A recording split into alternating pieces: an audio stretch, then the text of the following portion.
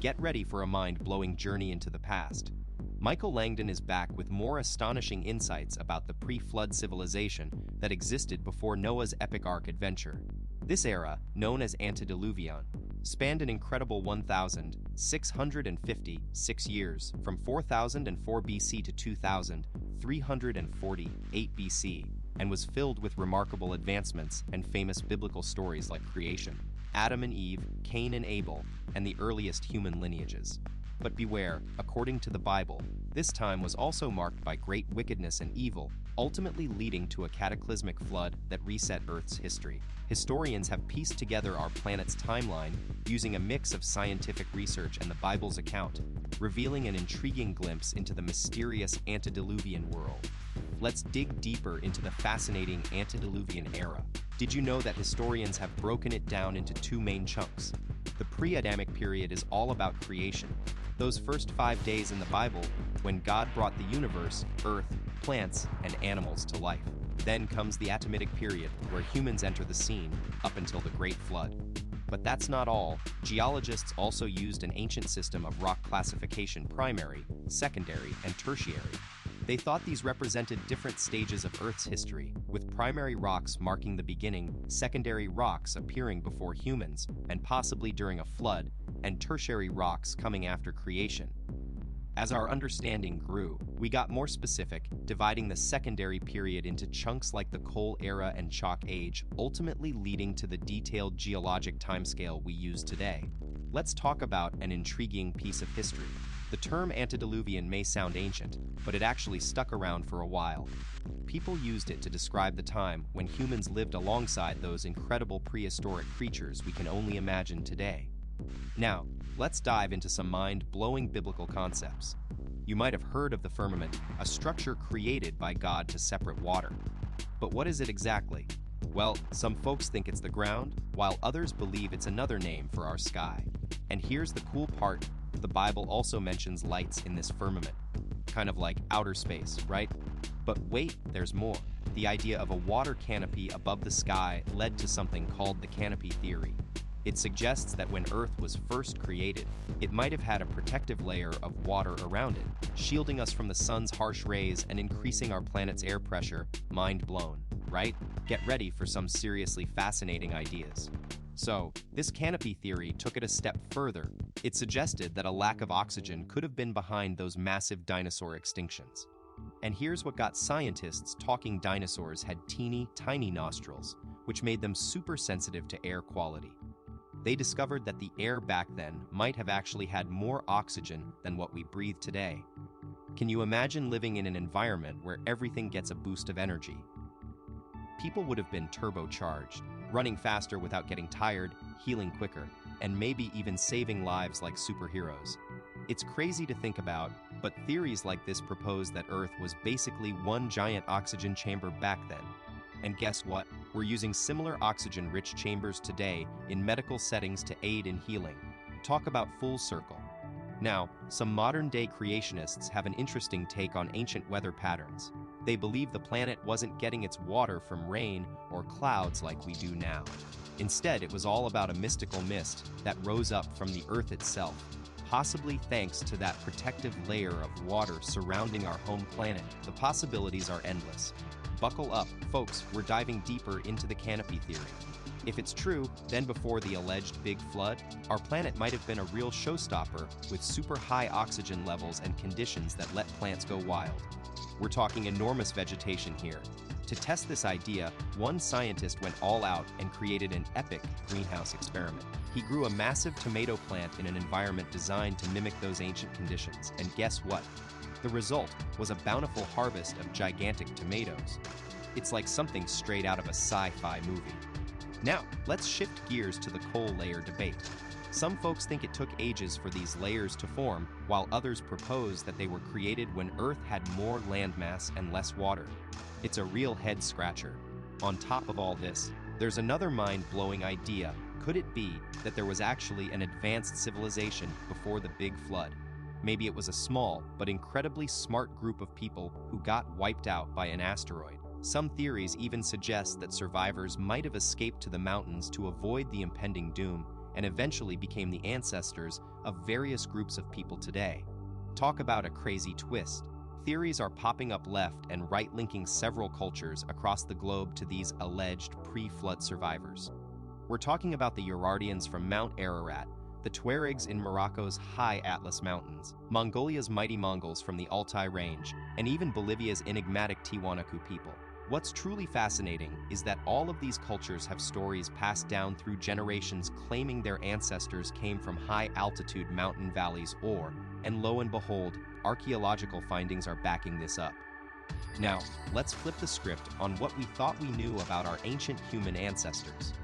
We often imagine them as primitive and clueless, but what if they were more intelligent and resourceful than we give them credit for?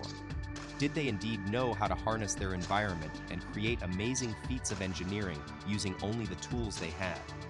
If that's the case, it's a game changer.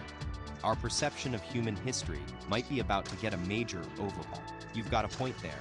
Living at high altitudes with more oxygen could have given those ancient humans a serious cognitive boost. And let's not forget they lived longer back then too. Imagine the accumulated knowledge and expertise over centuries. It's no surprise we find some pretty mind-blowing examples of their ingenuity. Check out these wild facts. In the past, people used all sorts of unorthodox methods for medicine. But did you know they were also performing successful brain surgeries thousands of years ago? And it gets even crazier. Ancient Egyptians actually harnessed electricity to preserve bodies during mummification. That's some seriously advanced understanding of science and preservation. And then there are these ancient structures that'll leave you speechless. In Peru's desert, there are massive stone walls built with stones weighing up to an insane 20,000 tons each.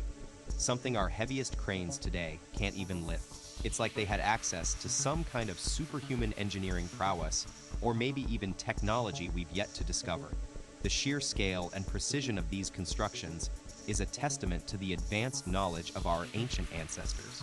These ancient achievements are a clear indication that our ancestors had access to tech way beyond what we're using today. It's like they had the blueprints for some kind of advanced civilization. You know, the Bible has some pretty fascinating stories about longevity before the big flood. Jacob thought he was still young at 130, but his ancestors lived well over 900 years. And get this, some people didn't even start having kids until they were in their mid-60s. That's like us starting a family when we're seniors today. This raises some seriously interesting questions about human growth and development. Maybe these ancient humans had bodies that kept evolving and growing well into their hundreds, defying what we consider the norm now. It's not just that they lived long lives. It seems they were able to experience life in ways that are totally alien to us today. You know what they say about giants? Goliath was just the tip of the iceberg, standing an incredible 9.5 feet tall. But hold up, there might have been someone even taller back then, with a skeleton found in Italy reaching a height of around 11.5 feet. Talk about setting a new record. And while we're on the subject of ancient skeletons, have you ever wondered how archaeologists can tell whether they're looking at a male or female? It's not as simple as just checking if it's missing a rib. That's actually Adam's signature move, but did you know that lower ribs do grow back if removed? No worries though, there are other ways to figure it out. For instance, they can take a peek at the feet or worn-out jawbones, which give away some pretty telling clues. Ancient Turkey is full of fascinating finds, all from thumb-sized jawbones to an enormous femur bone measuring 47 inches long. These discoveries are not only mind-boggling, but also leave us with so many questions about our ancestors and their incredible abilities. Now, let's crunch some numbers. If those incredible bones belong to a complete person, we're talking about someone towering at an astonishing 15 feet tall. And here's the interesting part: this height is actually consistent with the time when Noah's sons were alive, according to the Bible. But wait, there's a catch. These remarkable findings throw a wrench in the theory of evolution that our textbooks teach us today. The idea of cavemen, for instance, isn't as straightforward as you might think. Sure, people have lived in caves for shelter throughout history. Just think of Lot's daughters, the Israelites, or even David from the Bible. However, when it comes to humans evolving from ape-like creatures, things get murky. The problem is, there are no missing links. No in-between creatures discovered that support this theory. And despite what experts claim, there's no concrete evidence to back up this transformation. You might recall learning about the infamous Piltdown Man in school, a supposed missing link between humans and apes, discovered way back in 1912 by a man named Charles Dawson. He claimed to have unearthed parts of a skull that looked eerily human, like in an English village called Piltdown. Dawson's find sparked huge excitement at the time, but it didn't take long for things to take a dramatic turn. Dawson and another scientist found more bones, along with some ancient tools, which they believed all belonged to this mysterious early human. But here's the jaw-dropping part. It was all a massive hoax. The bones weren't from an actual ancient person at all. They were cleverly faked by someone trying to deceive the scientific community. But here's the thing. Instead of genuine fossils, we were looking at cleverly crafted forgeries. The Piltdown Man was simply a mix of different animal parts pieced together to deceive people into believing they'd discovered a groundbreaking link between humans and apes. Now, let's shift our focus to some fascinating historical discoveries that often get overlooked. Did you know that advances in healthcare were actually making waves in ancient civilizations? They found out that simple things like vitamin C could cure diseases, and instead of just masking symptoms with drugs, they focused on nutrition and diet as the keys to good health. Interestingly, even when it comes to food, there are some intriguing theories. According to the Bible, everything was vegetarian before a massive flood, and it wasn't until after this event that humans started consuming meat. This raises an eyebrow. If pre-flood civilizations were smart enough to survive the equivalent of a nuclear catastrophe today, why didn't their technological or dietary practices make it through the ages? It's definitely worth pondering. Now it's your turn. Do you think ancient